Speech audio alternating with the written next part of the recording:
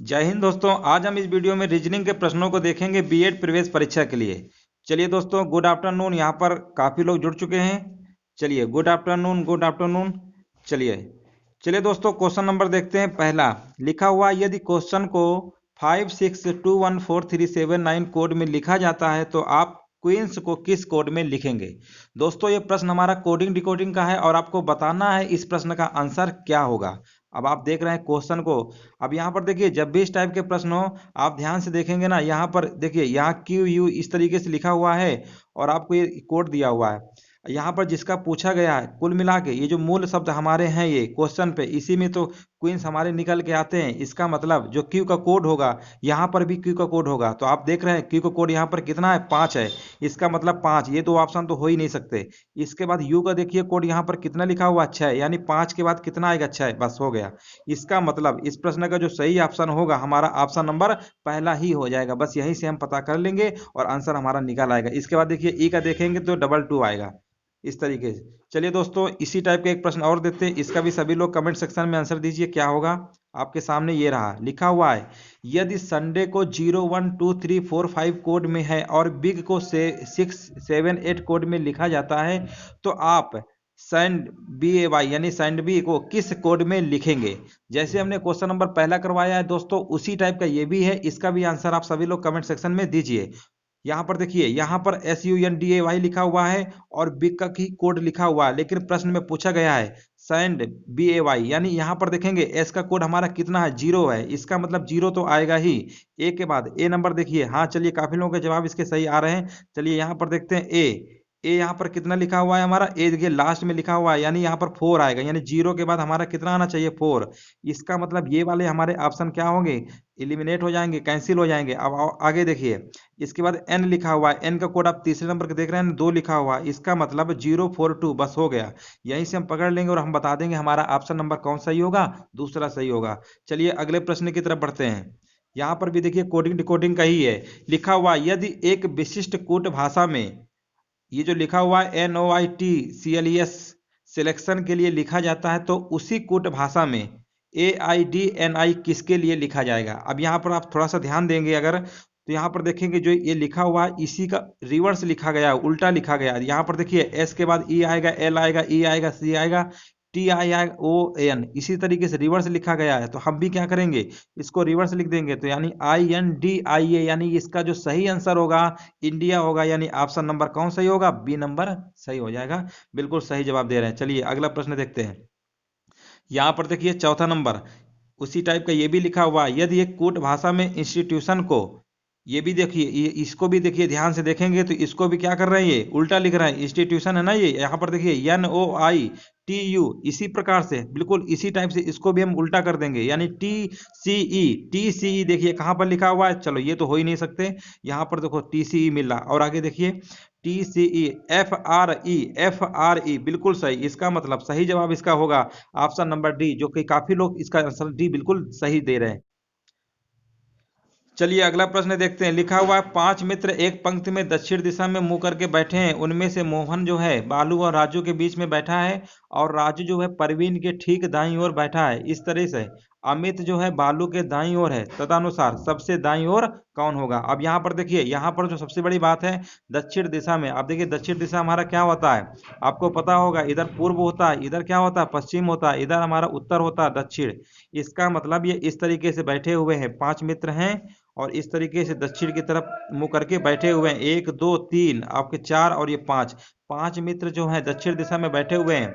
आगे लिखा हुआ है, उनमें जो मोहन है बालू और राजू के बीच में बैठा हुआ है। इसका मतलब यहाँ पर देखिए मोहन को बैठा देते हैं और आगे देखिए लिखा हुआ है और राजू जो है परवीन के ठीक दाईं ओर है। इस तरीके से अमित जो है बालू के दाईं ओर है। सबसे दाईं ओर कौन सा होगा। देखिए पूरा सवाल पढ़ने के बाद आप यहाँ पर ऐसा करते हैं, एक नंबर छोड़ के बैठाते हैं, मोहन को बैठाते हैं, मोहन मान लेते हैं।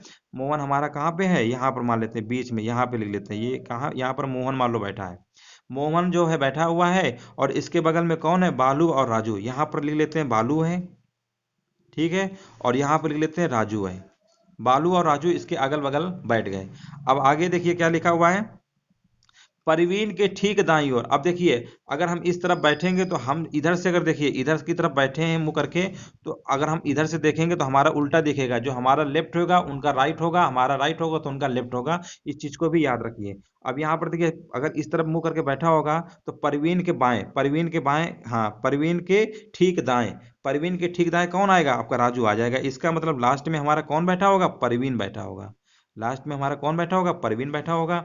और आगे लिखा हुआ इसी तरह से अमित जो है बालू के दाईं ओर बैठा हुआ है। इसका मतलब लास्ट में सबसे इधर अमित कौन बैठा होगा? अमित बैठा होगा। अब ठीक है, प्रश्न में पूछा गया सबसे दाईं ओर। अब देखिए, सबसे अगर दाईं ओर देखेंगे और इस तरफ का अगर हमारा मुंह है तो हमारा दायां कहाँ होगा? अब देखिए, सबसे दाईं तरफ यानी दायां हमारा इस तरफ होगा, ठीक है ना। अगर इधर की तरफ मुंह करके बैठे हैं, अगर इस तरफ करके बैठेंगे तब दायां हमारा इधर आता। तो यहाँ पर सीधे हमारा आंसर हो जाएगा अमित। बस हो गया। आप डायग्राम बना लेंगे, आपका आंसर निकल आएगा। इस प्रश्न का सही आंसर क्या होगा? ऑप्शन नंबर पहला ही हो जाएगा। चलिए अगला प्रश्न देखते हैं। हाँ, ये भी देखिए उसी टाइप का ये भी है हल्का सा। इसका भी आंसर आप लोग कमेंट सेक्शन में दीजिए। यहाँ पर लिखा हुआ है ABCD कैरम का खेल खेल रहे हैं। AC और BD पार्टनर है। CD के बाईं ओर बैठा हुआ है जिसका मुख दक्षिण की ओर है। तो पूछा गया है तो A का मुख किस दिशा में होगा? अब देखिए, कैरम है, मान लेते हैं कैरम बना लेते हैं। चार लोग खेल रहे हैं, 1 2 3 4, ठीक है ना। अब यहाँ पर देखिए, ए जो है सी पार्टनर है। इसका मतलब इसी के पार्टनर जो होता है हमेशा आमने सामने होते हैं। ये भी याद रखिएगा, अगल बगल के लोग पार्टनर नहीं होते। हमेशा जो उसके अपोजिट यानी सीधे बैठा होगा वही पार्टनर माना जाता है। यहाँ पर देखिए, इसका जो पार्टनर होगा यानी यहाँ पर बी बैठा होगा तो यहाँ पर कौन बैठा होगा? डी। अब आगे देखिए लिखा हुआ है सी। प्रश्न देखिए आगे पढ़िए, लिखा हुआ सी जो है डी के बाईं ओर बैठा हुआ है। यानी जो सी है डी के बाईं ओर बैठा हुआ है। बिल्कुल सही बात है, बैठा हुआ है। और आगे देखते हैं, जिसका मुख दक्षिण की ओर है। जिसका मुख, जिसका का मतलब इस डी वाले के लिए। अब देखो, जिसका वर्ड लगा हो, जो लगा हो, वो हमेशा सेकंड वाले के लिए होता है। यानी इसका मुंह देखिए दक्षिण की ओर है। यानी ये बताना चाह रहे हैं इधर की तरफ देख रहे हैं, दक्षिण की तरफ। ठीक है, तो पूछा गया ए का मुख किधर होगा तो ए इधर देख रहा होगा। ए इधर देखने का मतलब होता है ये हमारा डायरेक्शन कौन सी होती है? पूर्व होता है। कौन सा होता है? पूर्व। बस हो गया। तो इस प्रश्न में मैं क्या पूछा गया था? ए का मुख किस दिशा में होगा? तो इसका जो सही आंसर होगा ऑप्शन नंबर कौन सा होगा? तीसरा हो जाएगा, पूर्व की ओर। चलिए अगला प्रश्न देखते हैं, बहुत ही सिंपल था। हाँ चलिए, इस टाइप के भी हमने प्रश्न कल कराए थे। अब इसका आंसर आप बताइए सभी लोग कितना होगा। यहाँ पर लिखा हुआ है उमेश जो है सतीश से लंबा है। सुरेश लंबाई में नीरज से छोटा है किंतु उमेश से लंबा है। उनमें सबसे लंबा कौन होगा? चलिए दोस्तों, आप लोग भी लगाइए और हम भी लगाते हैं और अपना आंसर आप मैच करा लीजिएगा। अगर सही है तो अच्छी बात है, तैयारी है। अगर नहीं है तो उसको फिर से लगाने की कोशिश करिएगा। यहाँ पर देखिए उमेश लिखा हुआ है सतीश से लंबा है, तो सबसे पहले लिख लेते हैं उमेश हो गया। मान लो ये उमेश हो गया। अब बोला गया है सतीश से लंबा है, इसका मतलब सतीश से क्या हो गया? लंबा हो गया। जैसे प्रश्न बोलेगा वैसे ही करना है। आगे देखिए लिखा हुआ है सुरेश जो है लंबाई में नीरज से छोटा है। इसका क्या मतलब हुआ? सुरेश जो है, मान लेते हैं सुरेश जो है कहाँ किससे छोटा है? नीरज से छोटा है। इसका मतलब नीरज बड़ा रहा होगा। नीरज क्या रहा होगा? बड़ा रहा होगा। किंतु, किंतु मतलब उमेश से क्या है? लंबा है। इसका मतलब उमेश से क्या है? ये लंबा है। ठीक है, अब ऐसा करो, इन सबको एक साथ मिला लो तो देखिए नीरज है, सुरेश है, उमेश है, ठीक है ना। इस तरीके से लिख लीजिए और लास्ट में हमारा सतीश आ जाएगा। तो नीरज, सुरेश, उमेश, उमेश के बाद तो सतीश लिखा है।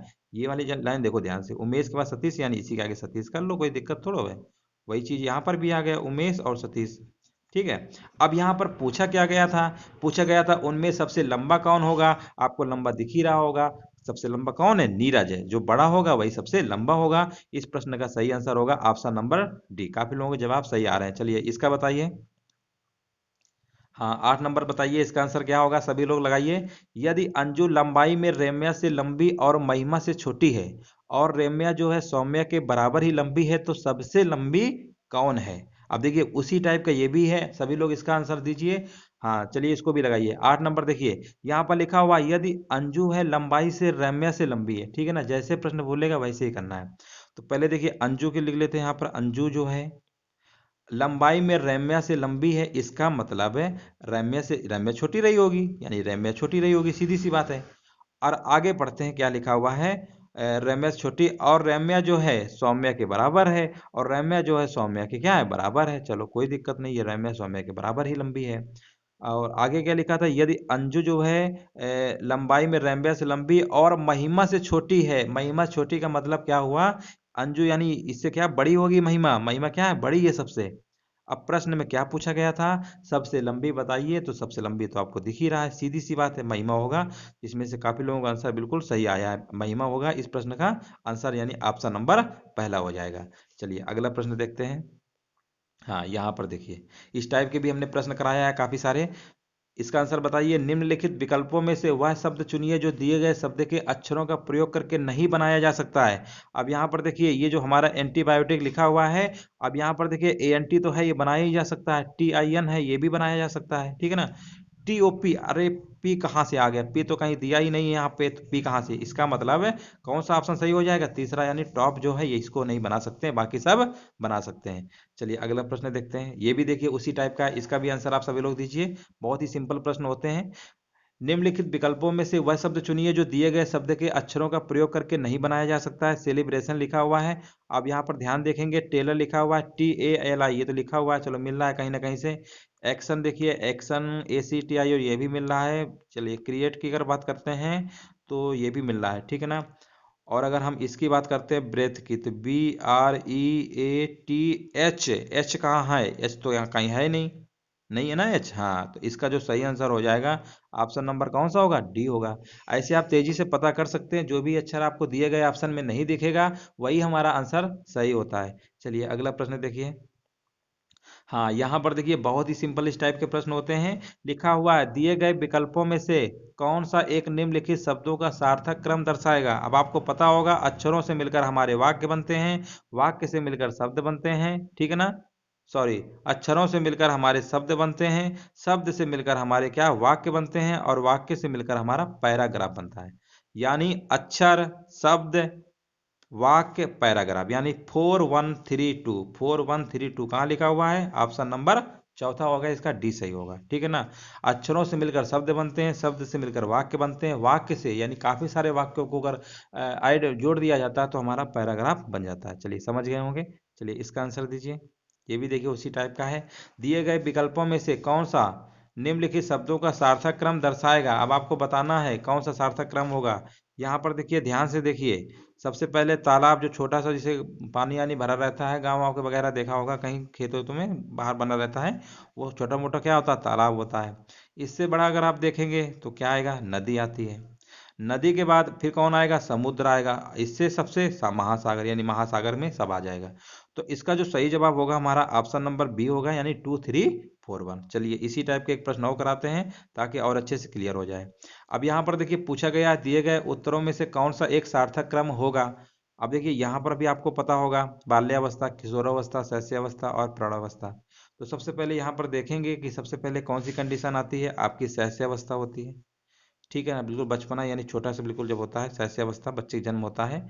उसके बाद हमारा आएगा, क्या आएगा, बाल्यावस्था आती है। बाल्य मतलब छोटे मोटे जो उम्र होती है पढ़ाई लिखाई की, बाल्यावस्था। इसके बाद जवान हो जाते हैं, किशोरावस्था आ जाता है, ठीक है ना। इसके बाद लास्ट में बुढ़ापा यानी प्रौढ़ावस्था। तो इस तरीके से आप देखेंगे तो इसका ऑप्शन कौन सा मिल रहा है, 3124, यानी इसका भी आंसर होगा हमारा ऑप्शन नंबर बी सही हो जाएगा। चलिए कुछ भी नहीं था, बस आपको यही बताना था। आगे देखते हैं। हाँ, इस प्रश्न में देखिए ये लिखा हुआ है हमारा, थोड़ा सा और जूम कर देते हैं, अच्छे से दिख जाए, अब दिख रहा होगा। चलिए, कौन सी उत्तर आकृति प्रश्न आकृति के प्रतिरूप को पूरा करेगी। मतलब आपको ये बताना है कि जो ये चार हमारी आकृति बनी हुई है, इनमें से एक आकृति यहाँ पर अगर फिल कर देंगे तो पूरी आकृति हमारी कंप्लीट हो जाएगी। चलिए इसका आंसर बताइए। चलिए सीधे ही देखो, काफी लोगों का आंसर आ भी रहा है। चलिए देखो, यहाँ पर सीधे आपको दिख रहा होगा, पहला ही ऑप्शन हो जाएगा, क्योंकि देखिए ये लाइन ऐसे है ना, तो देखो ये बना है, ये तो लाइन ऐसे खींची है, चलो ये भी खींची है। इसके बाद आप देख रहे हैं ध्यान से, ये ऐसे बना लेगा, इस तरीके से बना लेगा, ये देखो है। फिर इसके बाद देखो ये ऐसे बनाएगा, ठीक है ना, फिर ये गोला बना लेगा। तो इसका जो सही आंसर होगा हमारा ऑप्शन नंबर पहला ही हो जाएगा। चलिए अगला प्रश्न देखते हैं। हाँ, ये भी उसी टाइप का है। लिखा हुआ है, वह उत्तर आकृति चुनिए जिसमें प्रश्न आकृति क्या है, छिपी हुई है। अब आपको बताना है ये जो प्रश्न आकृति है इसमें छिपी हुई है। तो आप देखेंगे, ध्यान से देखेंगे तेजी से, ये ऐसे गया है, ऐसे गया है, ऐसे, ये तो पहले ही मिल रहा है। तो इसका मतलब ये कौन सी आकृति नहीं छिपी हुई है, ऑप्शन नंबर पहला ही इस प्रश्न का आंसर हो जाएगा। चलिए अगला देखते हैं। यहाँ पर देखिए दर्पण से संबंधित प्रश्न है। लिखा हुआ है, कौन सी उत्तर आकृति दी गई आकृति की सही दर्पण प्रतिबिंब को बताएगी। अब देखिए दर्पण है, दर्पण हमेशा न दिया हो तो इस तरफ मान के चलिएगा, ठीक है, वैसे भी दर्पण इसी तरह मान के चलते हैं, कोई दिक्कत नहीं है। चलो देखो यहाँ पे मान लो रखा हुआ है, अब इसे हमें बताना है, इसी का उल्टा हो जाएगा, यानी इधर है तो इधर हो जाएगा, ठीक है ना। तो इसका जो सही आंसर होगा ऑप्शन नंबर कौन सा होगा, डी होगा। ज़्यादा दिक्कत हो तो आप एक पेज में बना लीजिएगा ऐसे, उसको पलट के देखेंगे तो आपको आकृति यही दिखेगी। चलिए अगला देखते हैं। यहाँ पर देखिए लिखा हुआ है, दी गई उत्तर आकृतियों में से उस आकृति को चुनिए जिस प्रश्न आकृति में क्या निहित है। अब आपको बताना है, ये प्रश्न आकृति इसी टाइप को तो कराए थे, चलो ये भी वैसे ही है। चलो इसका आंसर बताइए सभी लोग क्या होगा। यहाँ पर देखिए निहित है, इसका मतलब ये तो ऐसे बना ही रहा है, और आपका ये भी बना दे रहा है ऐसे ही है, बिल्कुल सही। यानी ये पहले ही ऑप्शन इसका हो जाएगा। तो प्रश्न में क्या पूछा गया था, कौन सी प्रश्न आकृति निहित है, तो हम बता देंगे उत्तर आकृति में कौन सा है, पहला वाला हो जाएगा ऑप्शन नंबर ए। चलिए अगला प्रश्न देखते हैं। हाँ, यहाँ पर देखिए त्रिभुजों की संख्या पूछी गई है कि दी गई आकृति में टोटल हमारे त्रिभुज कितने होंगे। अब देखिए यहाँ पर त्रिभुजों संख्या बताना है, आपको दिख रहा होगा एक त्रिभुज तो आपको ऐसे ही दिख रहा है, एक ये दिख रहा है, दो, एक ये दिख रहा है, तीन, एक ये दिख रहा है, चार, एक ये दिख रहा है, पाँच। पाँच तो ऐसे ही आपको दिख रहे हैं। इसके बाद एक बड़ा वाला हो गया छः, छः हो गए ना। और देखिए छः के बाद आप ये देखेंगे एक ये बना रहा है ऐसे सात, एक ये बना रहा है आठ, आठ हो गए, और एक ये भी बना रहा है इसमें बड़ा सा, आठ एक नौ। यानी इस प्रश्न का सही आंसर होगा ऑप्शन नंबर डी होगा। दिए गए आकृति में कितने त्रिभुज होंगे, नौ होंगे। चलिए अगला प्रश्न देखते हैं। हाँ, यहाँ पर देखिए लिखा हुआ है, कौन सी आकृति जो है मनुष्य, वनस्पति और गाय के बीच को संबंध को सर्वाधिक दर्शाएगी। यहाँ पर आपको बताना है इसका सही आंसर क्या होगा। अब यहाँ पर देखिए वनस्पति मान लो ये है, मान लेते हैं, तो कुछ भाग इसमें मनुष्य में भी चला जाएगा, कुछ गाय के भी, ये दोनों हमारे कैसे होते हैं, सजीव में आते हैं, बस हो गए। तो इस प्रश्न का आंसर यही वाला हो जाएगा हमारा, ऑप्शन नंबर तीसरा ही सही होगा। चलिए अगला प्रश्न देखते हैं, कुछ भी नहीं था इसमें। हाँ, यहाँ पर देखिए लिखा हुआ है, निम्नलिखित में से कौन सा आरेख छात्र, कॉलेज और स्कूल के बीच के संबंध को सर्वाधिक दर्शाता है। अब यहाँ पर देखिए जो भी हमारे छात्र होंगे, ठीक है ना, वो स्कूल में भी पढ़ेंगे, कॉलेज में भी पढ़ेंगे, ठीक है ना, कॉलेज यानी बड़ी पढ़ाई होती है। तो यहाँ पर ये कह सकते हैं अगर ये छात्र हैं ये स्कूल में भी पढ़ सकते हैं और कॉलेज में भी, बस हो गया। तो इसमें पूछा क्या गया था, सर्वाधिक सही कौन सा दर्शाता है। तो इस प्रश्न का हमारा सही आंसर कौन सा हो जाएगा, ऑप्शन नंबर हमारा हो जाएगा इसका बी हो जाएगा। कौन सा हो जाएगा, बी नंबर। चलिए अगले प्रश्न की तरफ बढ़ते हैं। यहाँ पर देखिए लिखा हुआ, यदि अप्रैल माह की 8 तारीख को सोमवार को पड़ती है तो उस माह की 30 तारीख किस वार को पड़ेगी। देखिए कितना सिंपल प्रश्न है। अब आप ये बताइए 8 तारीख को अगर सोमवार है, 8 तारीख क्या है, सोमवार है, साथ साथ जोड़ते चले जाइए, यानी आप कहेंगे 15 को भी सोमवार होगा, 22 को भी सोमवार होगा, 29 को भी सोमवार होगा, यानी 30 को हमारा क्या रहा होगा, मंगलवार। बहुत सिंपल प्रश्न था। तो इस प्रश्न का सही आंसर क्या होगा, ऑप्शन नंबर तीसरा सही हो जाएगा, सी नंबर। चलिए अगला प्रश्न देखते हैं। यहाँ पर देखिए ये ब्लड रिलेशन का लिखा हुआ है, यदि एक्स और वाई क्रमशः पत्नी और पति हैं और बी भाई है एक्स का, तो बी का पुत्र वाई से किस प्रकार संबंधित है। यहाँ पर देखिए ये मान लेते हैं एक्स है, ये मान लेते हैं वाई है, प्रश्न में मेंशन कर रखा हुआ है पत्नी है, पहले पति है, इसका मतलब ये पत्नी होगी, तो ये हमारे कौन है, पति है। अब आगे देखिए लिखा हुआ है और बी भाई है, किसका भाई होगा, पत्नी का। और जो जिसमें लगा होता है वो फर्स्ट वाले के लिए होता है, ये भी याद रखिएगा। तो बी भाई है, इसका मतलब इसका जो बी है क्या होगा, भाई रहा होगा। आगे क्या लिखा हुआ है, हाँ एक्स का, अच्छा प्रश्न में वैसे ही बोल दिया, चलो कोई दिक्कत नहीं है। और बी भाई है एक्स का, तो पूछा गया बी का जो पुत्र होगा, इसका जो पुत्र होगा, मान ली इसका जो पुत्र होगा, इसका जो पुत्र होगा वाई से किस प्रकार संबंधित है। अब ये बताओ, ये मान लीजिए इनकी मम्मी हुई, मम्मी, ठीक है ना, ये कौन है, पापा हुए, ये पापा हो गए इनके, पापा की मम्मी कौन लगी, बुआ, बुआ लगे ना, तो ये फूफा लगेंगे इनके पति, तो कौन सा हो जाएगा, फूफा और भतीजा का। तो इस प्रश्न का जो सही आंसर होगा हमारा कौन सा हो जाएगा, ऑप्शन नंबर चौथा हो जाएगा, अंकल और ये जो लिखा हुआ है ना फूफा और भतीजा का। चलिए अगला प्रश्न देखते हैं। हाँ, यहाँ पर देखिए घड़ी का एक प्रश्न आया हुआ है, बहुत ही आसान है। लिखा हुआ है, घड़ी की घंटे की सुई है 72 घंटे में कितने चक्कर पूरा करेगी। अब आपको देखिए घड़ी आपने अगर ध्यान से देखा होगा, 12 घंटे जब घूम जाते हैं तो हम बोल के क्या बोलते हैं, मतलब घंटे वाली सुई जो होती है 12 घंटे तो घूमती है, तभी तो एक पूरा चक्कर लगा लेती है। 1 बजा है, 2 बजा है, 3, इस तरीके से कहते हैं टोटल, यानी 12 बजते हैं। 12 के बाद फिर शुरू हो जाता है 1 2 3। ठीक है ना। रेलवे तो है नहीं कि 24 घंटे काम चलता है, हम जनरली 12 घंटे मान के चलेंगे। तो 12 घंटे में मान लीजिए पूरा चक्कर लग गया। अब देखिए 72 घंटे में, अब ये बताओ 72 घंटे में पूछा है तो सीधे 12 से भाग कर दो, आपका निकाल आएगा कितने, 6 चक्कर पूरे होंगे। वैसे भी आप समझ सकते हैं 12 घंटे में एक चक्कर पूरा होगा, तो 72 घंटे में 6 चक्कर भाग दे देंगे। तो इस प्रश्न का आंसर कितना आएगा, ऑप्शन नंबर डी हो जाएगा। चलिए अगला प्रश्न देखते हैं। हाँ, यहाँ पर देखिए पूछा गया दिए गए विकल्पों में से लुप्त संख्या ज्ञात करिए। 13, 6, 1, 6, 8, 6, 4, 6, इस तरीके से लिखा हुआ है और आपको बताना है। देखिए थोड़ा सा इसमें सोचना पड़ता है कि किस तरीके से हमारा आएगा। ये तो कभी कभी ऐसे चेक करते हैं हॉरिजेंटल या कभी कभी वर्टिकल, ठीक है ना, इस तरीके से। तो अब आपको सोचना है इसमें क्या होगा। अब अगर थोड़ा ध्यान से देखेंगे, अगर देखिए यहाँ पर 13 6 तो 19 हो रहा है, इसका मतलब 1 आना चाहिए। चलिए 20 में से अगर हम 19 को माइनस कर देंगे दोस्तों तो 1 आएगा, इसका मतलब 20 हमने नंबर में घटाएंगे। अगर 20 में घटाया है तो इन दोनों का जोड़ भी 20 में घटाना पड़ेगा। 20 और 14 यानी 8 6 होता है 14, 20 में 14 घटाएंगे 6, बिल्कुल सही है। उसी प्रकार 20 में से 6 4 10 जोड़ेंगे तो 10 आएगा। अब 20 में घटाएंगे यानी 10, देखिए 10 लिखा हुआ है, बिल्कुल लिखा हुआ है। इस प्रश्न का सही ऑप्शन होगा ऑप्शन नंबर दूसरा होगा। चलिए अगला प्रश्न देखते हैं। हाँ, ये वाला प्रश्न देखिए लिखा हुआ है, एक पुस्तक के 300 पृष्ठ हैं और प्रत्येक पृष्ठ पर 10-10 शब्दों की 20 पंक्तियां हैं। पुस्तक में कुल कितने शब्द हैं। अब देखिए इसमें कुछ भी नहीं करना है, जब भी पुस्तक में कुल कितने शब्द की बात कर रहा है, पंक्तियां हमारी 20 हैं, सब कितने कितने शब्दों की हैं, 10-10 शब्दों की पंक्तियां हैं। तो 10 गुणे 20 कितनी पंक्तियां हैं, अब पृष्ठ कितने, सबको मल्टीप्लाई कर लो, आपका निकल आएगा पुस्तक में कुल कितने शब्द हैं। 300 पृष्ठ हैं और यहाँ पर 10-10 शब्दों की पंक्तियां हैं, पंक्तियां हमारी 20 हैं, सबको मल्टीप्लाई कर लेंगे, आपका आंसर निकल आएगा।